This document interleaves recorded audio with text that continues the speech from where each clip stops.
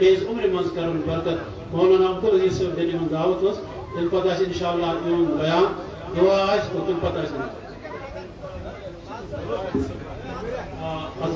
اب حضرت جی سے میں گزارش مؤدبانہ کرتا ہوں کہ وہ اپنے بیان سے ہم سب کو مستفیض فرمائیں. بسم اللہ الرحمن الرحیم. اصل لگا چیز ہما یوں سبق کرے دی موبائل وغیرہ رہتی انہوں نے مولی رحمت اللہ صاحب نے اصل لگا چیز باہر کچھ کما تھوڑا قدر ہی تھی من بیوز باہر بہت اثر پڑی جو بیان. بسم اللہ الرحمن الرحیم. الحمدللہ والصلاة علی اہلہا اما بعد. قال اللہ تعالی فی القرآن المجید ان الصلاۃ تنہی عن الفحشاء والمنکر. صدق اللہ العظیم. بزرگان محترم، یہ آپ کے مدرسہ نصرت العلوم میں حاضری کی سعادت حاصل ہوئی. اس مدرسے کی وساطت سے اور یہاں پر حاضری میرے لیے باعث سعادت ہے. یہاں پر حاجی نصر اللہ خان صاحب اور ان کے اہل خانہ جناب مشتاق صاحب اور دیگر حضرات، شاہ صاحب کا یعنی والد مرحوم علیہ الرحمہ کا دیرینہ اور قدیم تعلق رہا ہے، اس کا بھی تقاضا تھا. پھر کپوارہ جو ہے وہ حضرت علامہ کشمیری علیہ الرحمہ کا ہم نے جو سفر نامے پڑھے ان کے اور جتنے بھی نظر سے گزرے تو یہاں پر منزل ہوتی تھی اور یہاں سے پھر مختلف طریقوں سے وہ لولاب اور ورنوں تک پہنچتے تھے. کپوارہ کو میں نے سن 69 سے یعنی 70 میں ایک کم اس سن سے میں واقف ہوں اور دیکھتا آ رہا ہوں. اس زمانے میں مجھے یاد نہیں کہ کوئی کار ہوگی یا کوئی رونق ہوگی، بلکہ تانگے اور گھوڑے ہوا کرتے تھے اور چند دکانیں تھیں چوک کے اوپر، اور جو رونق آج ہے وہ اس موقع پر نہیں تھی. قدیم ترین جگہ ہے اور تاریخی جگہ ہے اور علامہ کشمیری سے نسبت ہونے کی بنا پر اس کی تاریخیت میں اور اس کی عظمت میں اضافہ ہوتا ہے. یہاں پر حاضری اس لیے ان وجوہات سے میں اپنے لیے باعث سعادت سمجھتا ہوں. اس خطے میں آمد اور یہاں پر اپنا کچھ عرض کرنا آپ کے سامنے میری خوش قسمتی کی علامت ہے. آپ کے سامنے قرآن مجید کی ایک آیت میں نے تلاوت کی، بڑی مشہور اور معروف آیت ہے، اسی سے متعلق کچھ عرض کروں گا. قرآن کریم میں حضرت حق جل مجدہ کے کچھ انداز ہیں، کچھ اسلوب ہے اور گفتگو کا اور بات چیت کا طریقہ کار ہے. اس کے اندر حضرات اہل علم نے لکھا، علماء نے، ایک انداز حاکمانہ ہے اور ایک انداز حکیمانہ ہے. حاکمانہ انداز یہ ہے کہ یہ ملک، یہ دنیا، یہ زمین، یہ آسمان اور یہ تمام کی تمام کائنات سب ہماری محکوم ہیں، ہماری تخلیق کردہ ہیں اور اس کے مالک اور خالق ہم ہیں، کسی اور کا اس میں کوئی دخل نہیں ہے. قرآن مجید میں ایک موقع پر ارشاد فرمایا، سَيَقُولُ السُّفَهَاءُ مِنَ النَّاسِ مَا وَلَّاهُمْ عَنْ قِبْلَتِهِمُ الَّتِي كَانُوا عَلَيْهَا قُلْ لِلَّهِ الْمَشْرِقُ وَالْمَغْرِبُ، کہ کچھ لوگ جو عقل سے پیدل ہوں گے، کم عقل ہوں گے، بے وقوف قسم کے، وہ یہ اشکال کریں گے جناب نبی کریم صلی اللہ علیہ وسلم پر کہ اب تک جس قبلے کی جانب آپ رخ کر کر نماز پڑھتے چلے آئے ہیں، اب کیا وجہ ہے کہ آپ نے وہ قبلہ تبدیل کر دیا؟ یہ ایک بے وقوفی کا اور احمقانہ سوال ہے. ارشاد فرمایا کہ قل للہ المشرق والمغرب. دراصل جناب نبی کریم صلی اللہ علیہ وسلم جب مکہ معظمہ سے ہجرت کر کر مدینہ منورہ تشریف لائے تو آپ نے مدینہ منورہ میں 16 یا 17 مہینے، جیسا کہ احادیث میں وضاحت ہے اور تصریح ہے، آپ نے بیت المقدس کی جانب رخ کر کر نماز پڑھی ہے اور نمازوں کی ادائیگی کی ہے. اسی دوران آپ کی دلی آرزو اور تمنا اور خواہش یہ تھی کہ کسی طرح بیت اللہ یعنی خانہ کعبہ قبلہ مقرر کر دیا جائے. آپ کی آرزو مکمل ہوئی، آپ کی دلی خواہش کی حق تعالیٰ نے تکمیل فرمائی اور حکم آ گیا کہ اب آپ اپنا رخ اور نمازوں کے لیے قبلے کے بطور خانہ کعبہ کو اختیار کریں اور اس کی جانب رخ کر کر نماز پڑھیں. بیت المقدس سے خانہ کعبہ کی جانب آپ نے رخ کیا. اسی پر مدینہ منورہ کے یہودی، نصرانی اور مشرکین اور منافقین نے اشکالات اور اعتراضات کرنا شروع کیے اور یہ کہا کہ یہ کچے ہیں، نامکمل ہیں، ناپختہ ہیں، اگر پختہ کار ہوتے تو بار بار قبلہ بدلنے کی اور تبدیل کرنے کی ضرورت پیش نہ آتی۔ چنانچہ ان کا جو اعتراض و اشکال تھا اس کو حق تعالیٰ جل مجدہ نے قرآن مجید میں بیان کیا کہ سیقول السفہاء من الناس ما ولاہم، کچھ لوگوں میں بے وقوف لوگ ہیں جو اس کا اشکال کریں گے اور اعتراض کریں گے کہ کیوں قبلہ تبدیل کر دیا۔ قل للہ المشرق والمغرب، یہ حاکمانہ انداز ہے، یہ بادشاہانہ انداز ہے کہ آپ کہہ دیجئے کہ مشرق و مغرب، شمال و جنوب، تمام جہات، تمام سمتیں اور تمام اطراف ہمارے ہیں، ہم سب کے مالک ہیں۔ ہم جس جانب رخ کر نماز پڑھنے کا حکم دیں، ہم جس چیز کو قبلہ مقرر کر دیں وہ ماننا ہوگا، ہم حاکم مطلق ہیں۔ یہ قرآن مجید کا حاکمانہ انداز ہے۔ ایک انداز حضرات اہل علم نے لکھا قرآن مجید کا حکیمانہ ہے، جس میں حکم کی علت اور اس حکم کا سبب اور وجہ بیان کرتے ہیں۔ قرآن مجید میں بعض اہل علم کی تحقیق کے مطابق نماز کی ادائیگی کا مطالبہ 100 سے زائد جگہ پر ہے، کہیں اشارتاً، کہیں وضاحتاً، کہیں کنایتاً۔ 100 سے زیادہ جگہ پر قرآن مجید نے نماز کا مطالبہ کیا اور نماز کی ادائیگی کا کہ نماز پڑھو، اقیم الصلاۃ۔ سوال پیدا ہوتا ہے کیوں پڑھیں؟ تو ایک موقع پر اپنی قدرت کاملہ سے اور اپنی حکیمانہ صفت سے کام لے کر ارشاد فرمایا ان الصلاۃ تنہا عن الفحشاء والمنکر۔ نمازوں کے اندر یہ خاصیت رکھی ہم نے، وجہ بتا دی کہ یہ تمہیں برائیوں سے، فواحش سے اور گناہوں سے اور منکرات سے روک دے گی، روکنے والی چیز ہے۔ یہ قرآن مجید کا حکیمانہ انداز ہے۔ اب ہم قرآن مجید کے اس انداز کو اپنے پیش نظر رکھتے ہوئے نماز کے اندر آخر وہ کون سی خوبی ہے اور وہ کون سی نماز ہے جس کے اندر یہ خوبی پائی جاتی ہے کہ وہ فواحش سے، برائیوں سے، ناجائز امور سے، حرام کاریوں سے اور دوسری تمام منکرات سے روک دینے والی چیز ہے۔ ہماری اسلامی تاریخ میں حضرت سیدنا عمر رضی اللہ تعالیٰ عنہ خلیفہ ثانی گزرے ہیں۔ حضرت کی تاریخ، حضرت کے کارنامے، اسلامی تاریخ روشن ہے حضرت کے وجود سے اور کارناموں سے۔ حضرت کا دور امارت ہے۔ واقعات میں لکھا ہے کہ حضرت عمر رضی اللہ تعالیٰ عنہ امیر المومنین کے طور پر سلطنت کے امور انجام دے رہے ہیں۔ آپ نماز کے لیے تشریف لاتے ہیں مسجد میں۔ یہ وہ وقت ہے کہ نماز کے لیے مسجد میں خواتین بھی آتی ہیں، عورتیں بھی آتی ہیں اور بچیاں بھی آتی ہیں۔ تو عمر رضی اللہ تعالیٰ عنہ کا دور امارت وہ دور امامت ہے۔ ایک نوجوان نے ایک موقع پر ایک نوجوان لڑکی سے نماز کے بعد سلام کیا اور اپنے تعلق کا اظہار کیا۔ لڑکی بڑی سمجھدار تھی، بہت ہی دانا اور بڑی سلیقے کی، نہ غصے ہوئی، نہ کوئی دھمکی دی، نہ کسی قسم کی برہمی کا اظہار کیا، بلکہ یہ کہا کہ کوئی حرج نہیں، آپ بھی مومن ہیں، میں بھی مومن ہوں، آپ بھی نماز پڑھتے ہیں، میں بھی نماز پڑھتی ہوں، آپ بھی جوان ہیں، میں بھی شادی کی ضرورت محسوس کرتی ہوں۔ یقیناً ہم شادی کریں گے، تعلق کر رکھیں گے، انسان انسان سے ہی رکھتا ہے، کسی جانور سے نہیں۔ بس اس تعلق کے لیے میری ایک شرط ہے۔ لڑکے نے پوچھا شرط کیا ہے؟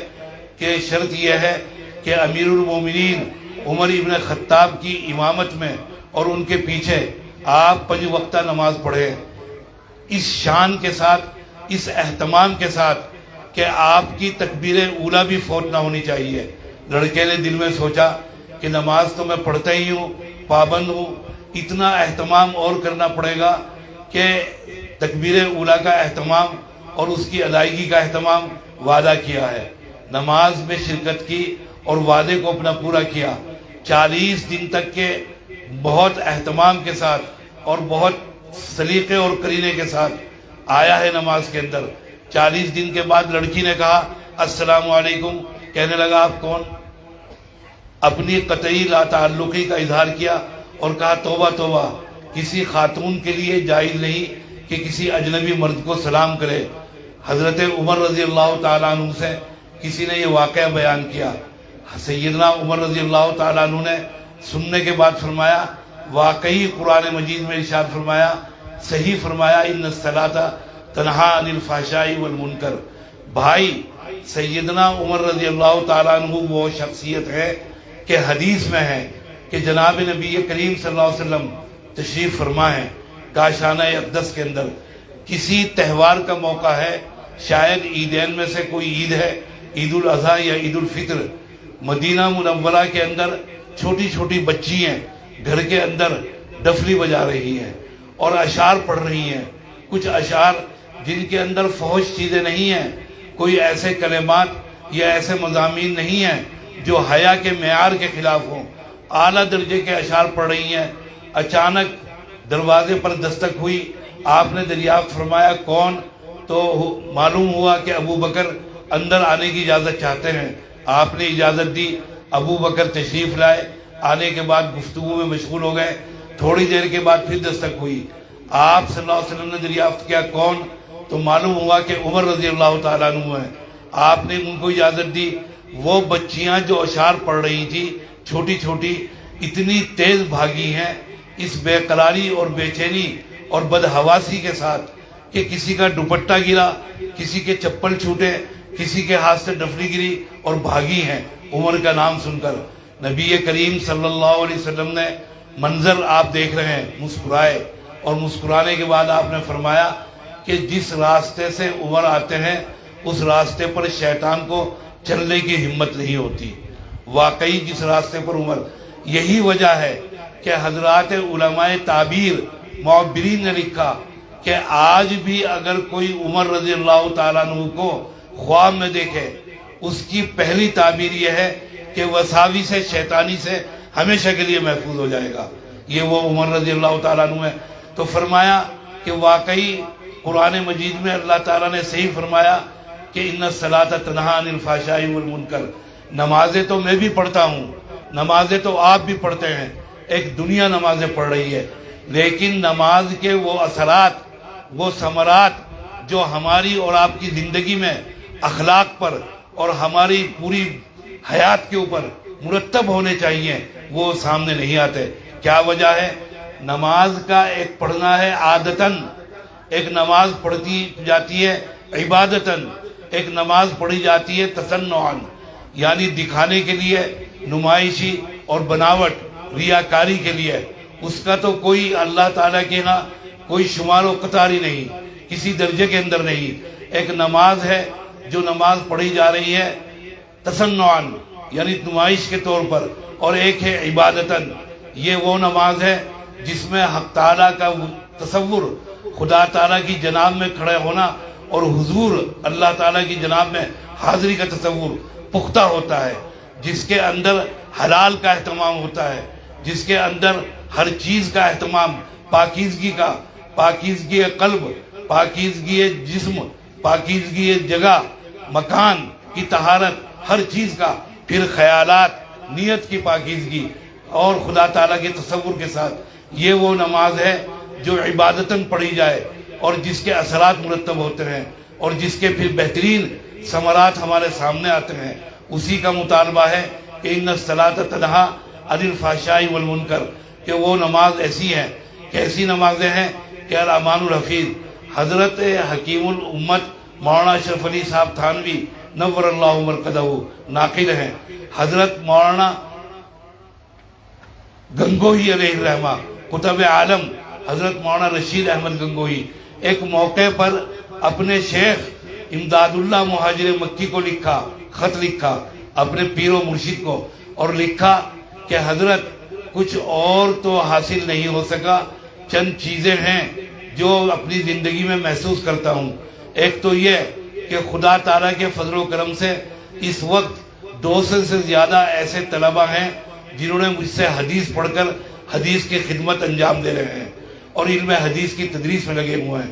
یاد رکھیے گا کہ حکیم الاسلام اور امام العصر حضرت علامہ انور شاہ صاحب کشمیری نور اللہ مرقدہ محدث عصر، وہ بھی علماء دیوبند اور اکابر دیوبند میں اگر کسی کی خانقاہ میں تشریف لے گئے، کسی کی درسگاہ میں تشریف لے گئے تو وہ حضرت گنگوہی ہیں۔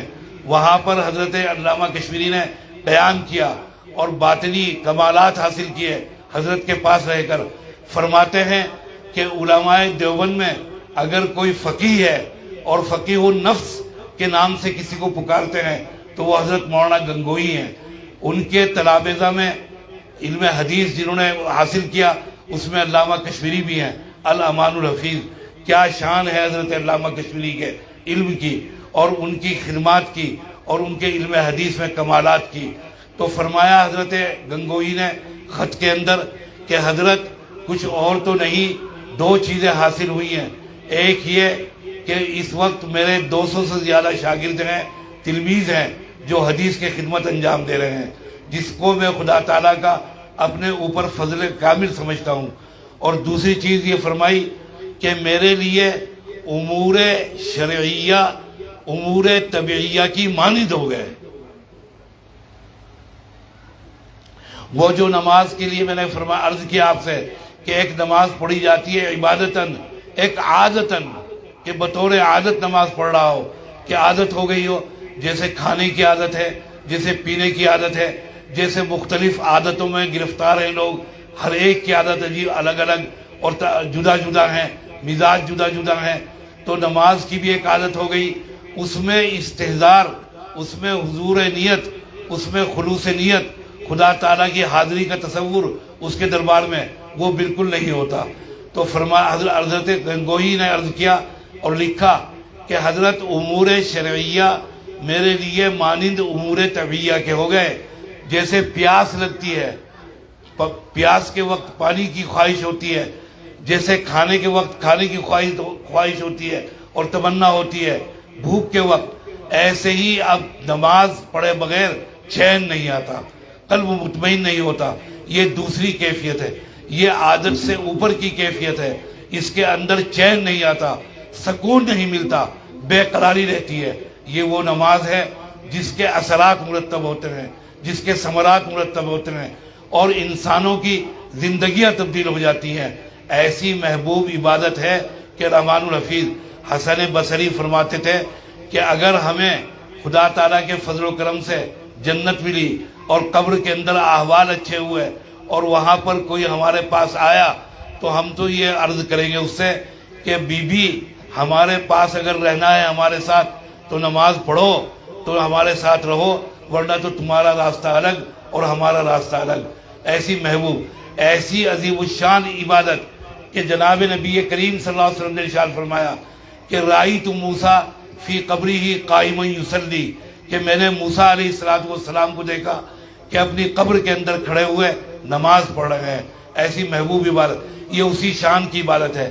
ایسے مواقع پر جناب نبی کریم صلی اللہ علیہ وسلم اپنے فرامین میں، اپنے ارشادات میں ایک قید لگاتے ہیں، وہ قید ہے احتساب، حضور نیت اور ثواب اور اجر کی نیت کا استحضار، کہ آپ نماز کے لیے چلے گئے، اذان ہوئی، خود بخود قدم مسجد کی طرف اٹھ گئے، مسجد میں پہنچ گئے آپ، امام کے پیچھے، امام کی آپ نے تکبیر کے ساتھ اللہ اکبر کہہ کر آپ نے تکبیر کہہ کر نماز میں داخل ہو گئے عادت کے طور پر۔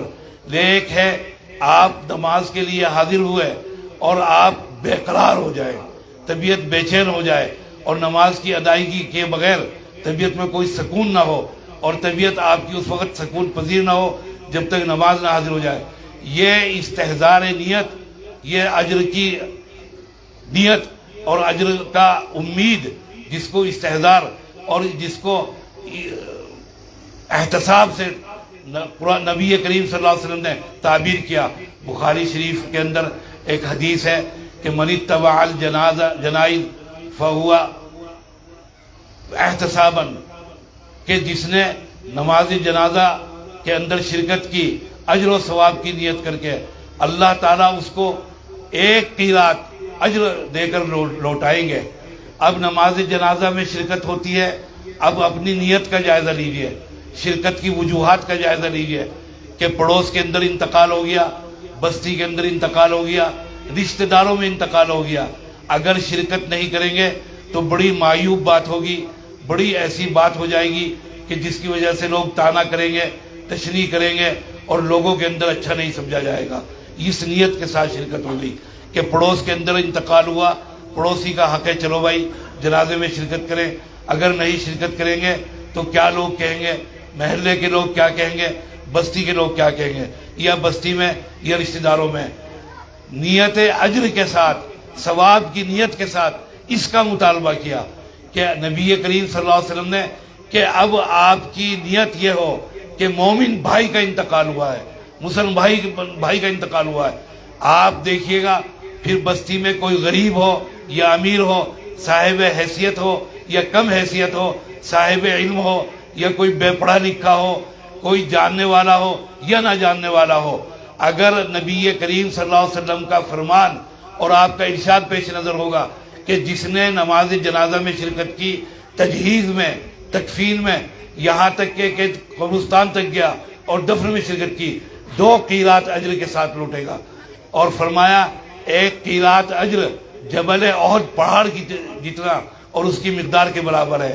یہ ہے احتساب، یہ ہے اس کا اجر کی امید اور اس کی نیت کا استحضار، جس کو علامہ کشمیری خاص طور سے تو نماز کے اندر، روزے کے اندر، ادائیگی زکوٰۃ کے اندر، سب کے اندر یہ مطالبہ کیا جناب نبی کریم صلی اللہ علیہ وسلم نے، اور اسی شان کے ساتھ عبادات کو انجام دینے کا مطالبہ کیا۔